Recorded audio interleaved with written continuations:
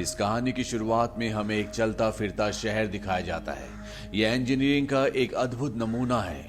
हमें बताया जाता है कि आज से कई साल पहले इंसानों ने क्वांटम हथियार बनाए थे जो कि बहुत ही खतरनाक थे, और जब इंसान आपस में लड़े, उन हथियारों का इस्तेमाल किया गया तो संपूर्ण मानव जाति लगभग पूरी तरह से खत्म हो गई। जो लोग बचे अब वो चलते फिरते शहरों में रहते हैं। ये एक तरह की विशाल गाड़ी है जिसके अंदर इंसान की जरूरत की हर एक चीज है, पर धरती पर रिसोर्सेज कम होने की वजह से ये बड़े बड़े चलते फिरते शहर एक दूसरे पर हमला करते हैं। यहीं पर हमें एक बहुत बड़ा शहर दिखाया जाता है जो लगातार बड़ी तेजी से आगे बढ़ रहा होता है, और इस शहर का नाम होता है द सिटी ऑफ लंदन। ये बहुत ही ताकतवर है। इसका जो कमांडर है उसका नाम वैलेंटाइन है। वो अपनी दूरबीन से देखता है कि एक छोटा सा शहर उनके शहर को देखकर भाग रहा है, क्योंकि वो जानता है कि ये उन्हें कैप्चर कर लेंगे। लेकिन द सिटी ऑफ लंदन लगातार उसका पीछा करती है। उसकी टेक्नोलॉजी, उसकी स्पीड, उसके हथियार सब बहुत ज्यादा एडवांस हैं। इसीलिए वो छोटा सा town the city of London से भाग नहीं पाता, और द सिटी ऑफ लंदन उसे कैप्चर करके अपने अंदर ले लेता है। ये ऐसा लगता है जैसे किसी विशाल मछली ने छोटी सी मछली को निगल लिया हो। अब जिस टाउन को उन्होंने कैप्चर किया है उसके जितने भी लोग होते हैं उन सबको बाहर निकाला जाता है, और उन्हें कहा जाता है कि तुम यहाँ पर गुलाम नहीं हो, तुम्हें यहाँ पर अच्छी जिंदगी मिलेगी, पर तुम्हें यहाँ पर काम भी करना पड़ेगा। अब द सिटी ऑफ लंदन का इंजन दिखाया जाता है जो कि बहुत ही विशाल होता है, और इसी इंजन की वजह से पूरा शहर एक जगह से दूसरी जगह तक लगातार चलता रहता है। यहाँ पर जो छोटा टाउन इन्होंने अभी कैप्चर किया है, ये उसके टुकड़े करके उस इंजन के अंदर डाल देते हैं, जहाँ पर एक भट्टी जल रही होती है जो कि इस पूरे शहर का, इस पूरे इंजन का पावर सोर्स है। लंदन शहर में एक लड़का भी रहता है जिसका नाम टॉम है, जिसे पुरानी चीजें इकट्ठा करने का बहुत शौक है। टॉम के पास इस चलते फिरते शहर के कमांडर वैलेंटाइन की बेटी आती है। टॉम उसे दिखाता है कि उसके पास बहुत सारी पुरानी चीजें हैं, साथ ही साथ उसने पुरानी बची हुई ऐसी चीजें भी बचा रखी होती है जिससे हथियार बनाए जा सकते हैं, और वो उसने इकट्ठा इसलिए की होती है ताकि कोई भी इसका इस्तेमाल ना कर पाए, और सही जगह आने पर वो इन सब चीजों को फेंक दे। अब जब ये दोनों अंदर होते हैं तभी इन्हें बाहर शोर सुनाई देता है, और जब ये बाहर जाते हैं तो देखते हैं कि वहां पर उस छोटे टाउन के लोग हैं जिन्हें अभी अभी पकड़ा गया है। यहाँ पर वैलेंटाइन आता है और सबको कहता है कि तुम्हें यहाँ पर डरने की जरूरत नहीं है, तुम सब के सब यहाँ पर सुरक्षित हो। अब इसी भीड़ में एक लड़की को दिखाया जाता है जिसने अपने चेहरे पर नकाब पहना हुआ है, और ये लड़की उसी टाउन की लड़की है जिस टाउन को अभी लंदन शहर ने कैप्चर किया है। वो धीरे धीरे वैलेंटाइन की तरफ बढ़ती है, पर टॉम उसे देख लेता है। वो समझ जाता है कि इसके इरादे नेक नहीं है। इससे पहले कि टॉम उस लड़की तक पहुंचता, वो चाकू निकालती है और वैलेंटाइन के पेट में मार देती है। वो वैलेंटाइन को कहती है कि तुमने मेरी मॉम को मारा था, मेरा नाम हेस्टर शॉ है। उसका नाम सुनकर वैलेंटाइन चौंक जाता है। अब इससे पहले कि हेस्टर एक बार फिर से उस पर चाकू से वार करती, टॉम उसे रोक लेता है। हेस्टर वहां से भाग जाती है, और टॉम और वैलेंटाइन भी उसका पीछा करना शुरू कर देते हैं। हेस्टर उस जगह पहुंच जाती है जहां पर इस पूरे शहर का इंजन है। ये बहुत ही खतरनाक जगह होती है, और हेस्टर चारों तरफ से फंस जाती है क्योंकि एक तरफ टॉम होता है और दूसरी तरफ वैलेंटाइन। तभी वो उस जगह पहुंच जाती है जहां से इंजन सारा वेस्ट मटेरियल बाहर फेंक रहा होता है, और अब उसके पास यहाँ से कूदने के अलावा कोई भी रास्ता नहीं है। वो वहां से कूद कर निकलने वाली होती है कि टॉम उसका हाथ पकड़ लेता है। हेस्टर टॉम से अपना हाथ छोड़ने के लिए कहती है। वो उसे कहते, तुम वैलेंटाइन को जैसा समझते हो वो वैसा बिल्कुल भी नहीं है, उसने मेरी मॉम का कत्ल किया है। उससे पूछना कि हेस्टर शॉ कौन है। इसके बाद वो अपना हाथ छुड़ाती है और वहां से कूद जाती है। अब यहाँ पर वैलेंटाइन आ जाता है। वैलेंटाइन टॉम से पूछता है कि उसने क्या कहा। टॉम कहता है कि उसने कहा कि आपने उसकी मॉम का कत्ल किया है। वैलेंटाइन पूछता है, ये बात सुनकर तुम्हें हैरानी तो नहीं हुई? टॉम कहता है कि नहीं, अब मुझे जाना चाहिए। वैलेंटाइन कहता है कि हाँ, और तभी वो टॉम को भी उसी जगह से धक्का दे देता है जहां से हेस्टर कूदी होती है, यानी कि ये दोनों के दोनों इस शहर से बाहर गिर चुके हैं। यहाँ पर वैलेंटाइन की बेटी आ जाती है, और वो अपने डैड से पूछती है कि टॉम और उस लड़की का क्या हुआ। वैलेंटाइन झूठ बोल देता है कि वो दोनों लड़ते लड़ते इस जगह से नीचे गिर गए। इस बात से वैलेंटाइन की बेटी को दुख होता है, और तभी वैलेंटाइन की बेटी ऊपर देखती है जहां पर टॉम का एक दोस्त खड़ा होता है। दरअसल उसने सब कुछ देख लिया होता है, इसीलिए बहुत घबराया हुआ होता है। वहीं इस चलते फिरते लंदन शहर के बाहर दिखाया जाता है जहां पर टॉम को फेंक दिया गया था। टॉम बेहोश होता है, और उसके सामने हेस्टर बैठी होती है जो उसका सारा जरूरी सामान निकाल लेती है। हेस्टर यहाँ से जाने लगती है, और जब टॉम उसके पीछे आता है तो हिस्टर उसे मना करती है। वो कहती है कि तुम्हें मेरे पीछे नीचे नहीं आना चाहिए था। टॉम कहता है कि मैं अपनी मर्जी से नहीं आया, वैलेंटाइन ने मुझे ऊपर से धक्का दिया था।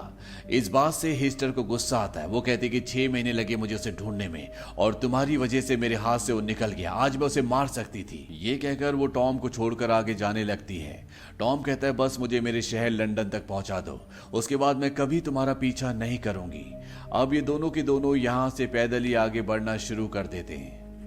वहीं दूसरी तरफ चलती फिरती लंदन सिटी के अंदर यह दिखाया जाता है कि वहां पर वैलेंटाइन की अपनी एक लैब है जिसके बारे में उसके सीनियर्स को किसी को कुछ नहीं पता, और यहाँ पर वो एक लेडी के साथ मिलकर किसी सीक्रेट प्रोजेक्ट पर काम कर रहा है। वो लेडी बोलती है कि मैंने सुना है कि आज सुबह आपके ऊपर हमला हुआ है, आपने कभी बताया नहीं कि पेंडोरा शॉ की बेटी भी है। हेस्टर शॉ दरअसल पेंडोरा शॉ की बेटी है। वैलेंटाइन कहता है कि जब तक वो मुझे मार नहीं देगी वो चैन से नहीं बैठेगी। यहाँ पर जो लेडी होती है वो कहती है कि समंदर के बीचों बीच जो जेल है वहां से सुबह सुबह मुझे खबर मिली है, उन्होंने एक खौफनाक दरिंदे को पकड़ा है जो किसी को मारना चाहता है। वो दिन रात सिर्फ एक ही नाम लेता है और वो नाम होता है हेस्टर शॉ का। वैलेंटाइन ये जानने के बाद उस जेल में पहुंच जाता है। वो देखता है कि वहां पर एक खौफनाक दरिंदा कैद है। वो उससे पूछता है कि अगर तुम्हें हेस्टर शॉ मिल जाए तो तुम क्या करोगे। वो कहता है कि उसने अपना वादा तोड़ा है, मैं उसे जिंदा नहीं छोड़ूंगा। और ये सुनने के बाद वैलेंटाइन उस जेल पर हमला करके उस दरिंदे को आजाद कर देता है और अब ये दरिंदा हेस्टर शॉ को किसी भी कीमत पर मारना चाहता है। वो उसकी खोज में यहाँ से निकल जाता है। वहीं दूसरी तरफ हेस्टर शॉ को दिखाया जाता है जो सो रही होती है। अचानक से उसकी आंखें खुलती है और वो देखती है कि टॉम किसी से मदद मांग रहा है। वो टॉम को ऐसा करने के लिए मना करती है और जब वो ऊपर जाती है तो वो देखती है कि यहाँ पर शिकारी आ गए हैं जो इन दोनों को पकड़ना चाहते हैं। ये दोनों के दोनों अब भागना शुरू कर देते हैं, पर इससे पहले कि वो शिकारी इन्हें पकड़ते हैं दोनों के दोनों जमीन के नीचे गिर जाते हैं। ये देखते हैं कि ये एक बहुत बड़ी मशीन के अंदर है। जिस तरह पानी के अंदर सबमरीन यानी कि पनडुब्बी होती है, यहाँ पर भी एक जमीन के अंदर मशीन है जिसके अंदर एक कपल है। वो दोनों इनकी खातिरदारी करते हैं और इन दोनों को लेकर यहाँ से आगे निकल जाते हैं। वहीं दूसरी तरफ कमांडर वैलेंटाइन की बेटी को दिखाया जाता है जो अपने पिता के ऊपर हमले के बाद उनकी जान के लिए बहुत ज्यादा चिंतित होती है। वो टॉम के उस दोस्त के पास जाती है जिसे उसने टॉम और हेस्टर के गिरने के बाद घटना स्थल पर देखा था। वो उससे सच जानना चाहती है। वो कहती मेरे पिता की जान को खतरा है। इस बात से टॉम का दोस्त गुस्सा हो जाता है। वो कहता है कि तुम्हारे पिता की जान को खतरा नहीं है बल्कि हमारी जान को खतरा है और तुम्हारे पिता ने टॉम को ऊपर से नीचे धक्का दिया था। साथ ही साथ वो उसे ये भी बताता है कि तुम्हारे पिता उसी तरह के हथियार बनाने की कोशिश कर रहे हैं जिन हथियारों से ये दुनिया खत्म हुई थी। वो ये हथियार इसलिए बना रहे हैं ताकि वो उन लोगों को, उन शहरों को खत्म कर सके जो उसी तरह से रहते हैं जिस तरह से पहले दुनिया हुआ करती थी, ताकि वो उन शहरों को लूट कर अपने लिए खाना, ईंधन सब कुछ हथिया सके। ये सब जानने के बाद वैलेंटाइन की बेटी को बहुत दुख होता है। वहीं दूसरी तरफ दिखाया जाता है कि हेस्टर और टॉम को वो लोग जिन्होंने उनकी जान बचाई थी एक दूसरे शहर ले जाते हैं और यहाँ पर इंसानों की बोली लग रही होती है। दरअसल वो बूढ़ा कपल इन दोनों को फंसाकर यहाँ पर बेचने के लिए ले आया होता है।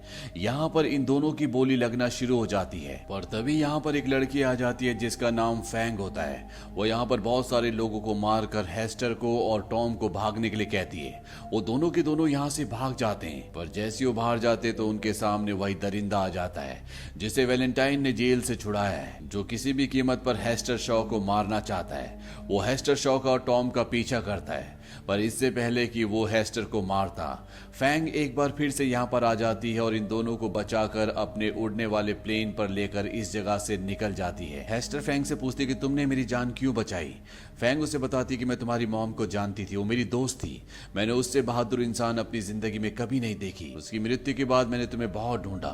मुझे लगा कि तुम अब जिंदा नहीं हो, पर जब मुझे पता लगा कि तुम जिंदा हो तो मैं पूरी तरह से हैरान हो गई कि कैसे एक 8 साल की बच्ची इतने खतरनाक माहौल में इतने सालों तक जिंदा रह पाई। पर अब मुझे सब कुछ समझ में आ गया है। दरअसल हेस्टर की मॉम के मरने के बाद जब वो भटक रही थी तो तब वो उसी दरिंदे को मिलती है जिसकी चमकीली आंखें हैं, जो अब हेस्टर को मारना मारना चाहता है। ये जो चमकीली आंखों वाला दरिंदा होता है ये भी कभी इंसान था, पर इसके ऊपर कई सारे एक्सपेरिमेंट्स किए गए और अब ये पूरी तरह से एक ज़ॉम्बी बन चुका है। हेस्टर बताती है कि उस ज़ॉम्बी ने मुझे पाला पोसा बड़ा किया, हर तरह से मेरा ध्यान रखा। कभी कभी मुझे ऐसा भी लगता था जैसे उसे अपनी पिछली जिंदगी याद आती है, इसीलिए जब वो मुझे हमेशा उदास देखता था तो एक दिन उसने मुझसे कहा कि मैं तुम्हारी जिंदगी से तुम्हारी सारी उदासी हमेशा के लिए खत्म कर दूंगा। इसके बाद उसने मेरे लिए अपने जैसा एक सूट बनाया। उसने मुझसे कहा कि मैं तुम्हें अपनी तरह बना दूंगा, जिस तरह से मुझे बनाया गया था। हेस्टर शॉ कहती कि इसके लिए मुझे मरना पड़ेगा। वो ज़ॉम्बी कहता है बस कुछ वक्त के लिए, इसके बाद तुम्हारा दुख दर्द यादें सब की सब पूरी तरह से खत्म हो जाएगी। यानी कि वो खुद भी उसी ज़ॉम्बी की तरह बन जाएगी जिसके अंदर कोई भी एहसास नहीं होगा, बस बहुत ही धुंधली यादें रहेंगी। पर इससे पहले कि वो ज़ॉम्बी हेस्टर को अपनी तरह बनाता, हेस्टर वहां से भाग जाती है क्योंकि उसे अपनी मॉम की मौत का बदला लेना था। और इसी बात से वो ज़ॉम्बी गुस्से में होता है कि हेस्टर ने उसे धोखा दिया, वो उसे छोड़कर चली गई और अब इसीलिए वो ज़ॉम्बी हेस्टर को मारना चाहता है। वहीं दूसरी तरफ चलते फिरते लंदन शहर में वैलेंटाइन को दिखाया जाता है। उसके पास उसका सीनियर आता है। वो पूछता है कि यहाँ पर क्या चल रहा है। दरअसल उनकी सिटी सही दिशा की तरफ नहीं जा रही होती। वैलेंटाइन उसे अपने इरादों के बारे में बताता है। दरअसल यहाँ पर वैलेंटाइन ने मेड्यूसा को बना लिया है। मेड्यूसा वो हथियार है जिससे 60 मिनटों में इस पूरी दुनिया का अंत हो गया था और चंद ही लोग इस दुनिया में बचे थे। वैलेंटाइन का सीनियर उससे बोलता है कि तुम अपने इतिहास से कुछ भी नहीं सीखे, इससे दुनिया का सिर्फ खात्मा होगा। वैलेंटाइन कहता है कि जिसके पास मेड्यूसा होगा वही इस पूरी दुनिया पर राज करेगा, यानी कि वो इस पूरी दुनिया को अपने कंट्रोल में लेना चाहता है। और इससे पहले कि उसका सीनियर उसे रोकता, वो अपने सीनियर को गोली मार देता है। और जब वैलेंटाइन ने ऐसा किया होता है तो उसकी बेटी देख लेती है कि उसके पिता ने अपने सीनियर को गोली मारी है और अब उसे यकीन हो चुका है कि टॉम के दोस्त ने जो भी कहा था वो सब कुछ सही था। उसके पिता ने सिर्फ एक शराफत का मुखौटा ओढ़ा हुआ है। वहीं दूसरी तरफ फैंग हेस्टर और टॉम को अपने बेस पर ले आती है, जहां पर वो इन दोनों को अपने साथियों से मिलाती है। इन सबको अभी नहीं पता कि वैलेंटाइन का आगे क्या प्लान है। फैंग हेस्टर से पूछती कि तुम्हारी मॉम को जिस दिन वैलेंटाइन ने मारा था उस दिन क्या हुआ था। हेस्टर बताती कि वैलेंटाइन ने उस दिन मेरी मॉम से कोई पुराना तकनीकी बॉक्स छीना था, इससे ज्यादा मुझे कुछ भी नहीं पता। तभी यहाँ पर एक आदमी बोलता है कि 6 महीने पहले वैलेंटाइन ने फ्यूजन इन्वर्टर सेल खरीदा था। और ये सुनने के बाद टॉम को सब कुछ समझ में आ जाता है। वो पेपर पर एक स्केच ड्रॉ करता है और उसे वो हेस्टर को दिखाता है। वो उससे पूछता है कि जब तुम्हारी मॉम से वैलेंटाइन ने बॉक्स छीना था क्या उस बॉक्स के ऊपर ऐसा निशान था। हेस्टर कहती है कि हाँ। टॉम कहता है कि तुम्हारी मॉम को एक कंप्यूटर कोर मिला था जिससे क्वांटम एनर्जी वेपन बनाए जा सकते हैं। और यहाँ पर सब समझ जाते हैं कि अब वैलेंटाइन ने मेड्यूसा का निर्माण कर लिया है जिससे वो पूरी दुनिया को दोबारा से तबाही की राह पर ले जा सकता है। टॉम से पूछा जाता है कि मेड्यूसा को कैसे बंद किया जा सकता है। वो कहता है कि इसका सिर्फ एक ही तरीका है और वो है क्रैश ड्राइव। क्रैश ड्राइव एक तरह की चाबी है जो मेड्यूसा को पूरी तरह से बंद कर देगी, तबाह कर देगी। वैलेंटाइन भी किसी भी कीमत पर उस चाबी को हासिल करना चाहेगा, लेकिन किसी को नहीं पता कि वो चाबी, वो क्रैश ड्राइव कहां पर है। अब यहाँ पर वही ज़ॉम्बी आकर हमला कर देता है जो किसी भी तरह से हेस्टर को मारना चाहता है, पर टॉम उसके आगे आ जाता है। वो टॉम को उठाकर जमीन पर पटक देता है और जब वो टॉम को मारने वाला होता है तभी उसे हेस्टर रुकने के लिए कहती है। हेस्टर की आंखों में आंसू होते हैं। ये देखकर वो ज़ॉम्बी रुक जाता है। वो कहता है क्या तुम्हें इसने दर्द दिया। वो कहती नहीं, मुझे इसने दर्द नहीं दिया, तुम्हें इसे छोड़ना होगा।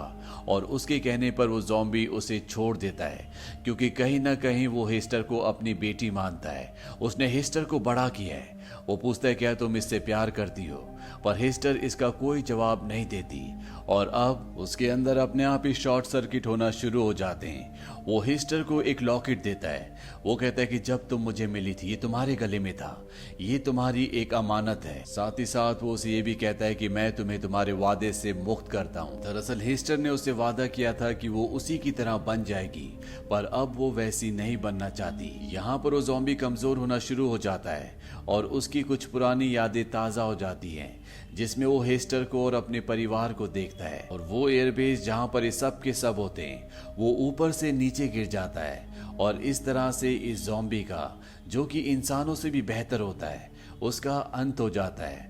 पर यहाँ से टॉम, हेस्टर, फैंग सब के सब निकल जाते हैं और पहुंच जाते हैं शेंगू।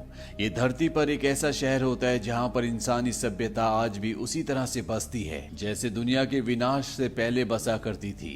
यहाँ के लोग शांति प्रिय होते हैं, पर जब उन्हें पता चलता है कि वैलेंटाइन ने मेड्यूसा का निर्माण कर लिया है और वो इनके ऊपर हमला करने आ रहा है, तो ये फैसला करते हैं कि चलते फिरते लंदन शहर को पूरी तरह से तबाह कर देंगे। हालांकि टॉम ऐसा नहीं चाहता क्योंकि वो जानता है कि लंदन शहर के अंदर बहुत सारे मासूम परिवार हैं, पर यहाँ के लोगों के पास भी अब कोई रास्ता नहीं होता। वहीं हेस्टर उस लॉकेट को देख रही होती है जो उसे ज़ॉम्बी ने दिया था, जो कि उसकी निशानी उसके पास थी, और जब वो उसे खोलती है तो वो देखती है कि उसके अंदर एक ड्राइव होता है जिस पर वही निशान होता है जिसका स्केच टॉम ने बनाया होता है। वो टॉम के पास उस ड्राइव को ले जाती है। टॉम समझ जाता है ये क्रैश ड्राइव है जिससे मेड्यूसा को पूरी तरह से खत्म किया जा सकता है।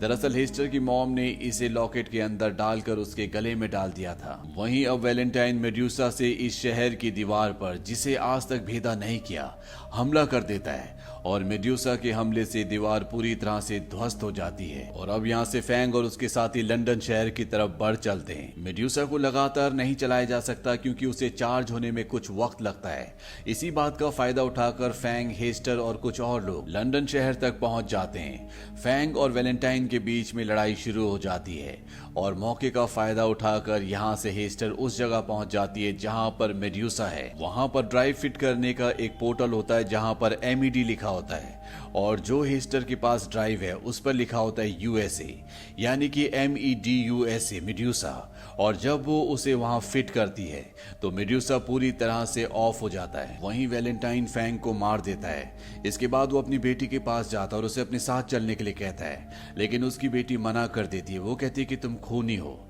यहाँ से वैलेंटाइन सीधा अपने फ्लाइंग ऑब्जेक्ट पर जाता है, पर उनका फ्लाइंग ऑब्जेक्ट उड़ नहीं पाता क्योंकि वो रस्सी से बंधा हुआ होता है। और जब वैलेंटाइन ऊपर देखने के लिए आता है तो वहां पर हेस्टर होती है। यहाँ पर वैलेंटाइन हेस्टर को बताता है कि तुम मेरी बेटी हो।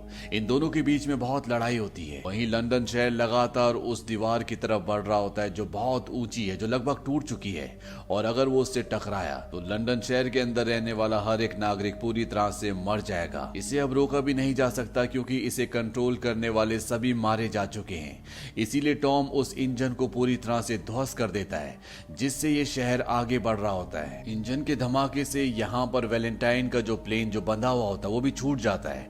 वो हवा में उड़ना शुरू हो जाता है और जब इन दोनों के बीच में हाथापाई हो रही होती है तभी टॉम वहां पर अपना फ्लाइंग ऑब्जेक्ट लेकर आता है।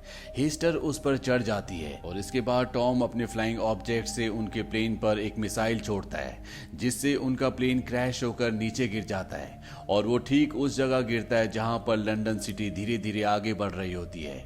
वैलेंटाइन उस सिटी के नीचे है और वो सिटी उसके ऊपर से होकर गुजर जाती है और इस तरह से वैलेंटाइन का अंत हो जाता है। लंदन शहर भी अब रुक चुका है और शेंगू शहर जो दीवार के उस तरफ है लंदन शहर के बचे हुए लोगों को अपने यहाँ पर आसरा दे देता है। अंत में हमें टॉम और हेस्टर को फ्लाइंग ऑब्जेक्ट के ऊपर दिखाया जाता है। टॉम हेस्टर को कहता है कि हम वहां जाएंगे जहां हमें हवा ले जाए, हम इस पूरी दुनिया को देखेंगे, और इसके बाद ये दोनों एक दूसरे के गले लग जाते हैं। इसी के साथ ये कहानी यहीं पर खत्म हो जाती है। ये फिल्म सन 2018 में रिलीज हुई थी। IMDb पर इसकी रेटिंग है 6.1। इस मूवी का बजट था 100 से 150 मिलियन डॉलर्स और बॉक्स ऑफिस पर इसने कमाई की थी 83.7 मिलियन डॉलर्स की, यानी कि ये फिल्म बॉक्स ऑफिस पर पूरी तरह से धराशायी हो गई।